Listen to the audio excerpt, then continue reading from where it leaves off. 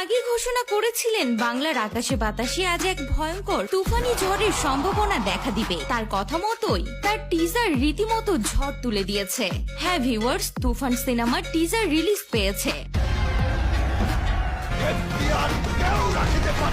যা রীতিমতো দর্শকদের মন ছুঁয়ে গেছে। কেউ কেউ তো শাকিব খানকে বাংলার রকি ভাই বলছেন। সকলেই প্রশংসায় ভরিয়ে দিচ্ছেন শাকিব খানকে।